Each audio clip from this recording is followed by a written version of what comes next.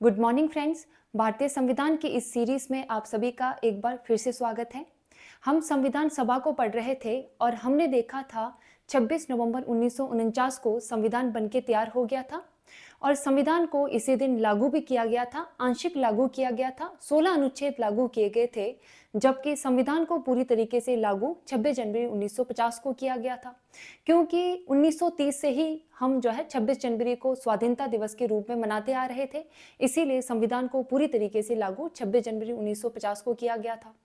जब हमारा संविधान लागू हुआ 26 जनवरी 1950 को, तो संविधान का आकार क्या था, संविधान में क्या क्या चीजें थी, तो देखिए मूल संविधान यानी 26 जनवरी 1950 का जो संविधान था, तो मूल संविधान का आकार क्या था, इसमें प्रस्तावना एक थी, प्रस्तावना की संख्या एक, और भाग पार्ट्स जो है वो 22 थे और अनुच्छेद 395 थे और अनुसूचियों की संख्या 8 थी। तो मूल संविधान में अनुसूचियों की संख्या 8 थी और वर्तमान में अगर आप देखते हैं तो अनुसूचियों की संख्या 8 से बढ़कर के 12 हो गई है, यानी कि 9, 10, 11, 12 बाद में जोड़े गए।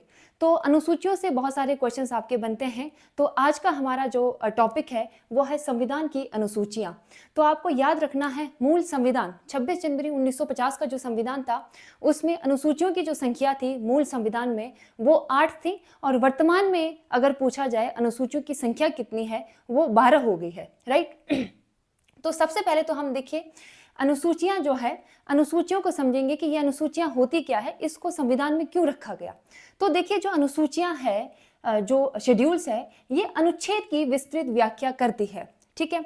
कोई भी आर्टिकल है तो वो बहुत बड़ा अगर आर्टिकल है, उसको एक्सप्लेन करना है, उसकी विस्तृत अगर व्याख्या करना है, तो उसकी जो व्याख्या जो करी जाती है, उसका जो एक्सप्लेनेशन है वो अनुसूचियों में किया जाता है।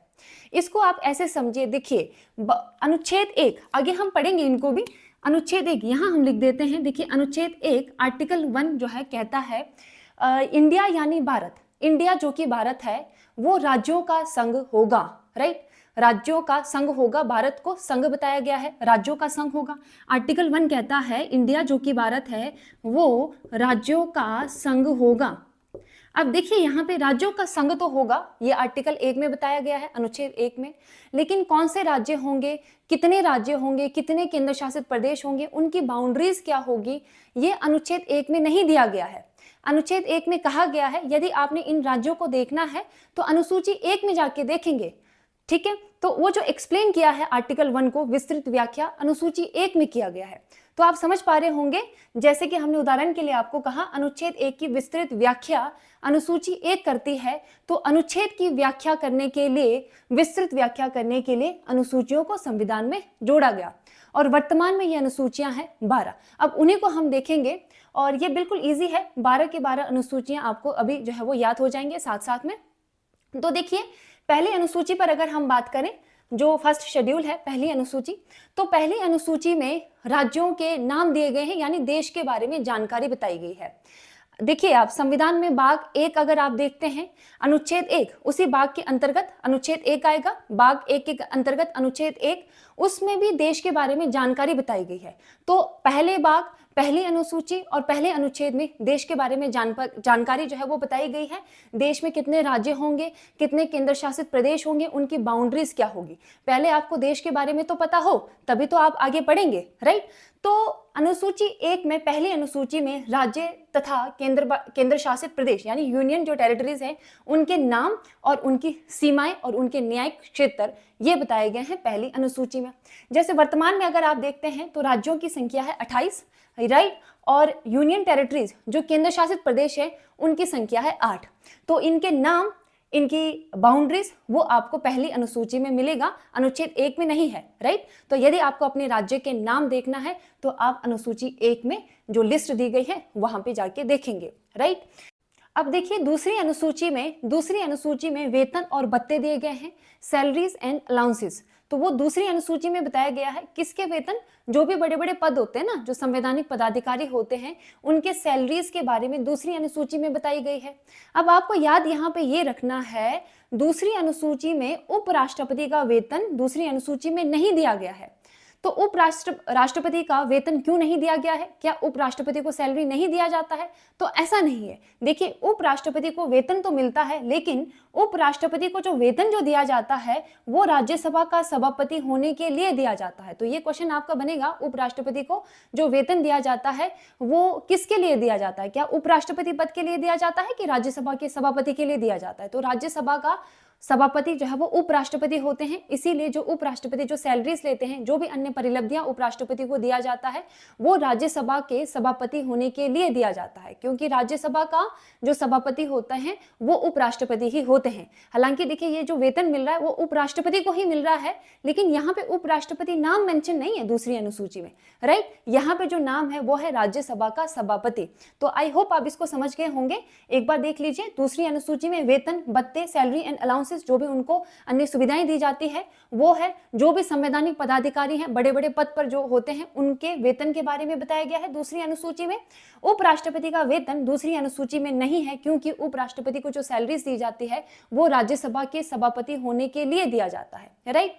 और तीसरी अनुसूची में देखिए, तीसरी अनुसूची में शपथ, प्रतिज्ञान, ओथ, जो भी मंत्री होते हैं वो अपने पद को ग्रहण करने से पहले शपथ लेते हैं, तो वो तीसरी अनुसूची में बताया गया है, ठीक है। तो दूसरी और तीसरी बहुत ही इजी है, दूसरी में है वेतन और तीसरी में है शपथ। तो चौथी अनुसूची देखिए, चौथी अनुसूची में है राज्यसभा की सीटें। तो राज्यसभा के लिए राज्यों से कितनी कितनी सीटें आएगी वो बताई गई है चौथी अनुसूची में, राइट। जैसे देखिए, यूपी में सबसे ज्यादा है राज्यसभा के लिए सीट, यूपी से 31 है, और सिक्किम में सबसे कम है, सिक्किम से राज्यसभा के लिए जो सीट है, सदस्य है, वो 1 ही है। तो इसका जो राज्यसभा की सीटों का जो आवंटन, जो बंटवारा किया गया है वो किया गया है चौथी अनुसूची में। अब 1 से लेकर 4 तक ये अनुसूचियां आपकी होगी। देखिए, पहली में है देश के बारे में जानकारी, राज्य कितने होंगे, केंद्र शासित प्रदेश कितने होंगे और उनकी सीमाएं क्या होगी, तो वो बताया गया है पहली अनुसूची में। दूसरी अनुसूची में है वेतन, जो भी संवैधानिक पदाधिकारी हैं, बड़े बड़े पद पर जो लोग हैं, उनके जो है वो वेतन के बारे में बताया गया है दूसरी अनुसूची में। तीसरी में है शपथ, और चौथी में है राज्यसभा की सीटें, कि राज्यों से कितनी कितनी सीटें राज्यसभा के लिए आएगी, वो है चौथी अनुसूची में। तो दूसरी और तीसरी में काफी कंफ्यूजन रहता है, तो आपको याद रखना है, दूसरी में है वेतन, पहले आप पैसा लेंगे, ठीक है। पैसा किसको नहीं चाहिए होता है, सबको चाहिए होता है।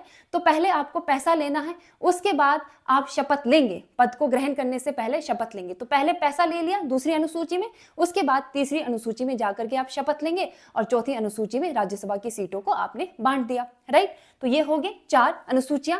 उसके बाद देखिए, 5वीं और 6ठी अनुसूचियां, दोनों को आप साथ में याद रखें, 5th और जो 6th शेड्यूल है। तो ये जो 5वीं और 6ठी अनुसूची है, ये अनुसूचित जाति और अनुसूचित जनजातीय क्षेत्रों के प्रशासन की बात करता है। तो देखिए, 5वीं अनुसूची में अनुसूचित जाति एवं जनजातीय क्षेत्रों का प्रशासन, यानी जो भी अनुसूचित जाति SC और STs के प्रशासन की बात इसमें कही गई है, उनको जो भी रिजर्वेशन जो मिलता है, इनके बारे में विशेष प्रावधान जो है वो 5वीं अनुसूची में है। जबकि देखिए, 6ठी अनुसूची में 4 राज्यों के जनजातीय क्षेत्र असम, त्रिपुरा, मिजोरम, मेघालय के विशेष प्रावधान की बात करता है। उसके बाद देखिए, जो 7वीं अनुसूची है, 7th जो शेड्यूल है, 7वीं अनुसूची। अब देखिए, भारत में संघात्मक शासन व्यवस्था है, यानी कि 2 स्तर पर सरकारें हैं, एक केंद्र स्तर पर, एक राज्य स्तर पर।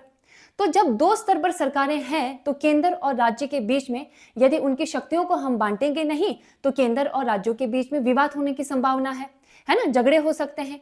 तो 7वीं अनुसूची में केंद्र एवं राज्यों के बीच की जो शक्तियां हैं उसको बांट दी गई।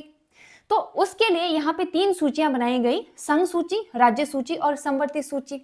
संघ सूची में 100 विषय हैं, पहले 97 थे, और राज्य सूची में 61 है, अभी पहले 66 थे, तो 5 यहाँ से कम कर दिए, और 5 जो है वो फिर समवर्ती सूची में डाल दिया राज्य सूची से। तो समवर्ती सूची में पहले 47 थे, अब 5 जब यहाँ डाले गए तो 52 हो गए। तो अब देखिए, जो संघ सूची है, यानी कि जो 100 विषय है, इस पे कानून संघ बनाएगा, राइट। जैसे कि देखिए, नागरिकता, जनगणना, ये संघ सूची का विषय है, इस पे कानून बनाने की शक्ति केंद्र को है, यानी संघ बनाएगा। और राज्य सूची के जो विषय हैं, यानी कि जो 61 विषय है, इसमें राज्य कानून बनाएगा। जैसे कि पुलिस, इंपॉर्टेंट है, ये पूछे जाते हैं, कुछ एग्जाम्पल मैंने यहाँ पे लिखे हैं। तो पुलिस जो है वो राज्य सूची का विषय है, यानी इस पर कानून राज्य सरकार ही बनाएगी। अब देखिए, जो समवर्ती सूची है, कंकरेंट जो लिस्ट है समवर्ती सूची, इसमें 52 विषय हैं। तो समवर्ती सूची के जो विषय है, यानी 52 जो विषय है, इस पे कानून दोनों बना सकती है, केंद्र भी और राज्य भी, राइट। तो संघ और राज्य दोनों कानून बना सकते हैं। अब देखिए, संघ सूची और राज्य सूची के जो विषय है वो क्लियर है कि संघ सूची पर संघ बनाएगा, राज्य सूची पर राज्य बनाएगा। ठीक है, तो इसमें विवाद तो नहीं होंगे, विवाद होने की संभावना नहीं है इसमें राज्य सूची और संघ सूची में। लेकिन जो समवर्ती सूची है इसमें विवाद हो सकता है, क्योंकि दोनों को पावर दिया गया। जब दोनों को पावर दिया गया तो केंद्र और राज्य के बीच में विवाद हो सकते हैं, झगड़े हो सकते हैं। इसीलिए अब यहाँ पे मेंशन किया गया समवर्ती सूची के विषयों पर यदि केंद्र और राज्यों के बीच में विवाद होता है, झगड़े होते हैं, तो किसके कानून को माना जाएगा?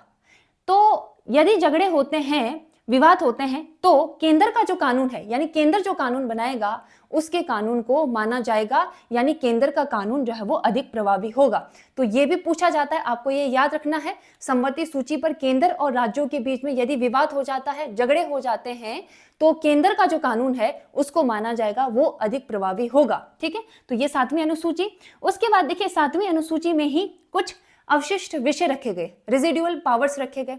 अब ये अवशिष्ट विषय क्या होंगे? अवशिष्ट सूची नहीं है, देखिए सूची है 3 ही, याद रखना, ऐसा क्वेश्चन भी पूछा गया था। 7वीं अनुसूची में कितनी सूचियां हैं? तो 7वीं जो अनुसूची है, 7th जो शेड्यूल है, इसमें 3 ही सूचियां हैं, 3 लिस्ट है। अब जो ये अवशिष्ट विषय है, ये अवशिष्ट विषय क्या है? तीनों सूचियों के विषय, जो यहाँ पे हमने तीनों सूचियों के जो विषय बताए, इसके अतिरिक्त कोई अगर नया विषय है तो वो होगा अवशिष्ट विषय में। जब संविधान बना 26 जनवरी 1950 को, जब संविधान बना तो उस टाइम ऐसे विषय भी संविधान सभा के सदस्यों को लगा कि जो जो विषय उस टाइम पता था, ठीक है, तो उसको तो 3 सूचियों में रखा गया। अब ऐसे भी विषय हो सकते हैं जिनके बारे में उस टाइम जानकारी नहीं थी और आगे जो है वो भविष्य में फ्यूचर में ऐसे विषय आ सकते हैं। जैसे आप उदाहरण के लिए देखिए इंटरनेट, तो उस टाइम 1950 में इंटरनेट, साइबर क्राइम जैसा कुछ था नहीं।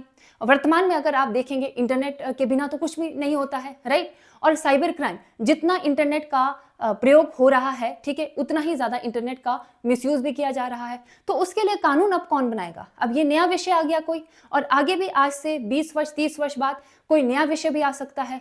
तो यहाँ पे तो वो विषय मेंशन नहीं है, तो इसीलिए एक खाली जो है वो पेज छोड़ा गया, उसमें रखा गया अवशिष्ट विषय। जो भी नया विषय आएगा उसको उसमें ऐड करते जाएंगे। तो इंटरनेट जो है वो अवशिष्ट विषय में आएगा। ठीक है जी।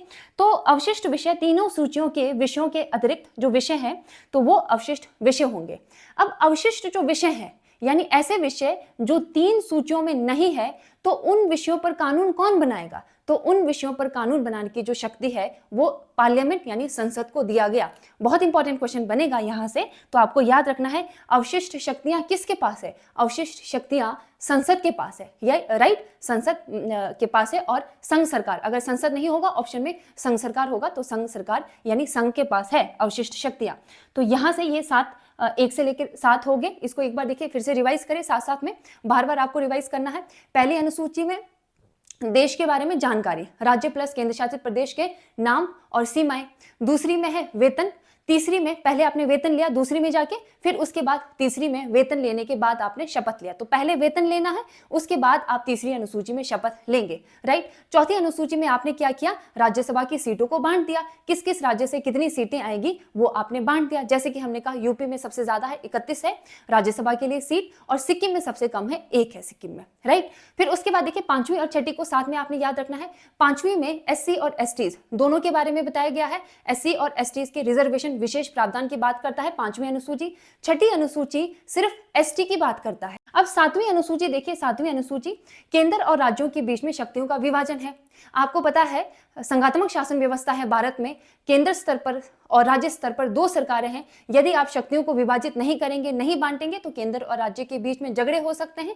इसीलिए आपने 7वीं अनुसूची में जाकर के शक्तियों का बंटवारा कर दिया, इसको बांट दिया। इसमें 3 सूचियां बनाई, संघ सूची, राज्य सूची और समवर्ती सूची। संघ सूची पे जो विषय होंगे उस पर कानून संघ बनाएगा, राज्य सूची के विषय पर कानून राज्य बनाएगा, और समवर्ती सूची के विषय पर कानून राज्य भी बना सकता है और केंद्र भी बना सकता है। अब समवर्ती सूची के विषय पर विवाद होने की संभावना है, इसीलिए मेंशन किया यहाँ पे 7वीं अनुसूची में ही कि यदि समवर्ती सूची के विषयों पर केंद्र और राज्य के बीच में विवाद हो जाते हैं, झगड़े हो जाते हैं, तो कानून जो होगा, केंद्र जो कानून बनाएगा समवर्ती सूची के विषय पर, उसके कानून को माना जाएगा, वो अधिक प्रभावी होगा। राइट, तो ये चीजें 7वीं अनुसूची में। यहाँ पे अवशिष्ट विषय भी रखे गए। अवशिष्ट विषय वो विषय जो 3 सूचियों के विषय के अतिरिक्त होगा, कोई नया विषय होगा तो वो अवशिष्ट विषय में आएगा। और अवशिष्ट विषय पर कानून बनाने की जो शक्ति है, यानी अवशिष्ट शक्तियां जो है वो संघ को दिया गया, संसद को दिया गया। राइट, और क्वेश्चन पूछा जाता है ये जो अवशिष्ट शक्तियां हैं,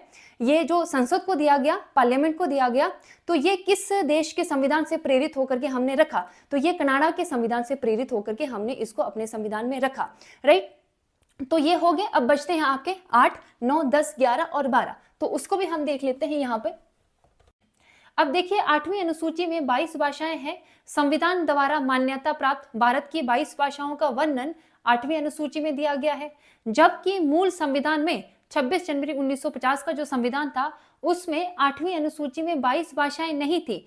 8वीं अनुसूची में उस टाइम जो है वो 14 भाषाएं थी, और 14 से बढ़ करके अभी वर्तमान में 8वीं अनुसूची में 22 हो गई है। अब देखिए 14 तो मूल संविधान में थी, 15वीं जो भाषा बनी वो बनी सिंधी। राइट, और सिंधी को 21वां संविधान संशोधन 1967 के तहत जोड़ा गया। 21st कॉन्स्टिट्यूशनल अमेंडमेंट 1967 के तहत 15वीं भाषा बनी 8वीं अनुसूची में सिंधी भाषा। उसके बाद देखिए 16, 17, 18 3 फिर नए जोड़े गए, नेपाली, मणिपुरी, कोंकणी। आप इसको नमक से भी याद रख सकते हैं, नेपाली, मणिपुरी, कोंकणी। ठीक है, और देखिए इसमें याद करने के लिए और इजी है, अना अना आ रहा है, अना अना और ना आ रहा है, नेपाली, मणिपुरी, कोंकणी। तो नेपाली, मणिपुरी, कोंकणी को 71वां संविधान संशोधन 1992 के तहत 8वीं अनुसूची में जोड़ा गया, और अब भाषाओं की संख्या 1992 तक 8वीं अनुसूची में होगी 18। उसके बाद देखिए 19, 20, 21, 22 ये 4 भाषाएं फिर एक साथ जोड़ी गई 2003 में। बोडो डो से ही शुरू हो जाएगा, फिर डोगरी, बोडो, डोगरी, संथाली और मैथिली। देखिए थाली, थीली है ना, याद रखना इजी है। बोडो, डोगरी, संथाली, मैथिली, ये 4 भाषाएं 8वीं अनुसूची में 2003 में जोड़ी गई, 92वां संविधान संशोधन 2003 के तहत। तो अभी वर्तमान में 8वीं अनुसूची में 22 भाषाएं हैं। उसके बाद देखिए जो 9वीं अनुसूची, देखिए मूल संविधान में 8 ही अनुसूचियां थी, 9, 10, 11, 12 ये अनुसूचियां बाद में जोड़ी गई। तो अब यहाँ पे क्वेश्चन पूछा जाएगा कौन से संविधान संशोधन के तहत इनको जोड़ा गया। तो देखिए जो 9वीं अनुसूची है, जो 9th शेड्यूल है, ये पहला संविधान संशोधन 1951 में हुआ, पहला संविधान संशोधन उसके तहत जोड़ा गया। 1950 में संविधान को लागू किया गया, और अगले ही वर्ष 1 साल बाद ही संविधान में संशोधन किया गया, पहला संविधान संशोधन 1951 में।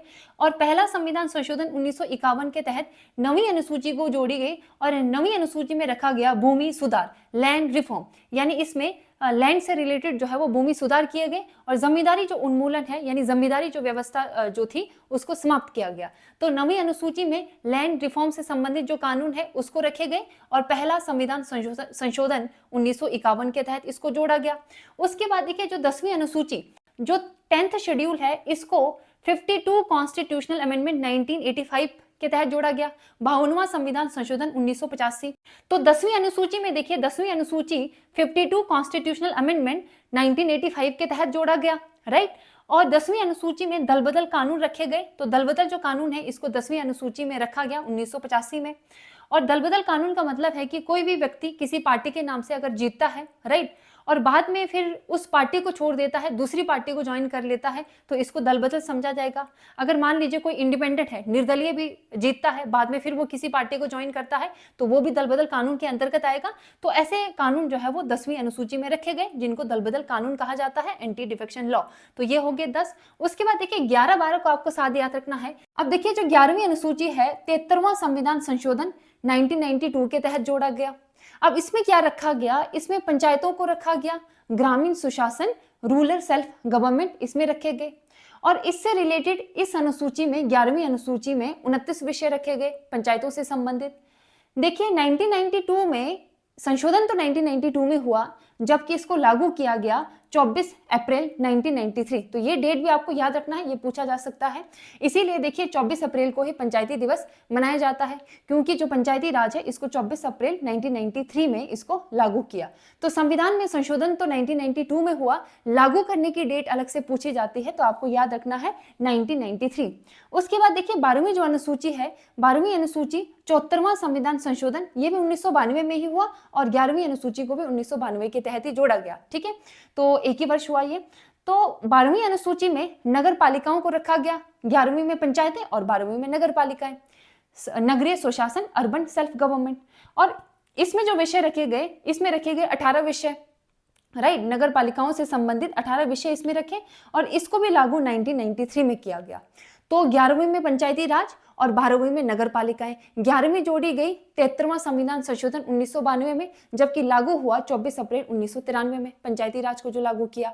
और जो 12वीं अनुसूची है इसको जो है वो 1992 में ही संशोधन करके जोड़ा गया और इसमें रखे गए नगर पालिकाएं, नगरीय स्वशासन, और विषय है इसमें 18 और लागू ये भी हुआ 1993 में, राइट। तो ये 1 से लेकर 12 अनुसूचियां आपकी होगी। इसको फटाफट एक बार रिवाइज कर लेते हैं। पहली में देखिए राज्य प्लस केंद्र शासित प्रदेश के नाम, यानी कि देश के बारे में जानकारी।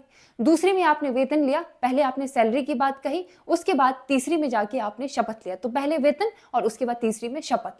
चौथे में देखिए राज्यसभा की सीटों को आपने बांट दिया कि किस राज्य से कितनी कितनी सीटें राज्यसभा के लिए आएगी, राइट। और उसके बाद 5वीं और जो 6ठी अनुसूची है उसमें SC और ST अनुसूचित जाति और अनुसूचित जनजाति जो क्षेत्र है उनको विशेष प्रावधान दिया। 5वीं में दोनों की बात की आपने, अनुसूचित जाति और अनुसूचित जनजातियों के प्रशासन की बात की। और जबकि 6ठे में जो है 4 राज्यों के जो अनुसूचित जनजातीय राज्य हैं, असम, त्रिपुरा, मेघालय और मिजोरम, इनके प्रशासन की बात की। 7वीं अनुसूची में केंद्र और राज्यों के बीच में शक्तियों को बांट दिया। इसके लिए 3 सूचियां बनाई, संघ सूची संघ कानून बनाएगा, राज्य सूची पे राज्य कानून बनाएगा, और जो संवर्ती सूची है इसमें राज्य प्लस जो है केंद्र दोनों कानून बना सकते हैं। अब संवर्ती सूची पर यदि राज्य और केंद्र के बीच में विवाद हो जाते हैं, झगड़े हो जाते हैं, तो केंद्र जो कानून बनाएगा उसको अधिक मान्यता दिया जाएगा, यानी वो ज्यादा प्रभावी होगा। और कुछ अवशिष्ट विषय भी इसमें रखे गए। तो अवशिष्ट विषय वो विषय होते हैं जो तीनों सूचियों के विषयों के अलावा अतिरिक्त विषय है, नया कोई विषय है तो वो अवशिष्ट विषय में आएगा, और अवशिष्ट विषयों पर कानून बनाने की जो शक्ति है वो केंद्र को दे दिया, राइट। उसके बाद देखिए जो 8वीं अनुसूची है, 8वीं अनुसूची में 22 भाषाओं को रखा। संविधान में मान्यता प्राप्त 22 भाषाएं। तो मूल संविधान में 8वीं अनुसूची में 22 भाषाएं नहीं थी, 14 भाषाएं थी, आपको याद रखना है। फिर 15वीं बाद में जोड़ी गई सिंधी भाषा 1967 में 21वां संविधान संशोधन के तहत। फिर बाद में 3 और जोड़े गए, नेपाली, मणिपुरी और कोंकणी। तो इसको जोड़ा गया 1992 में 71वां संविधान संशोधन के तहत, ये 3 भाषाएं जोड़ी गई। उसके बाद 4 फिर और जोड़े गए, बोडो, डोगरी, संथाली, मैथिली, 2003 में 92वां संविधान संशोधन के तहत। तो टोटल जो है वो वर्तमान में 8वीं अनुसूची में 22 भाषाएं हो जाती है, राइट। तो मूल संविधान में तो 8 ही अनुसूचियां थी, 9, 10, 11, 12 बाद में जोड़े गए, संविधान संशोधन के तहत जोड़े गए। तो 9वीं अनुसूची प्रथम संविधान संशोधन 1951 के तहत जोड़ा गया। इसमें लैंड रिफॉर्म को रखा गया, भूमि सुधार को रखा गया, जिम्मेदारी उन्मूलन इसमें किया गया। और जो 10वीं अनुसूची है इसको 52वां संविधान संशोधन 1985 के तहत जोड़ा गया, और इसमें जो दलबदल कानून है, एंटी डिफेक्शन लॉ, उसको रखा गया 10वीं अनुसूची में। 11वीं और 12वीं अनुसूची दोनों 1992 में जोड़े गए, 11वीं में पंचायती राज और 12वीं में जो है वो नगर पालिकाएं। तो आपको इसको याद रखना है, 1 से लेकर के 12 तक की जो अनुसूचियां हैं इजी है, और यहाँ से डायरेक्ट आपको सिंपल से क्वेश्चंस जो है वो पूछे जाते हैं एग्जाम के लिए। तो मिलते हैं अगली क्लास में। Thank you so much.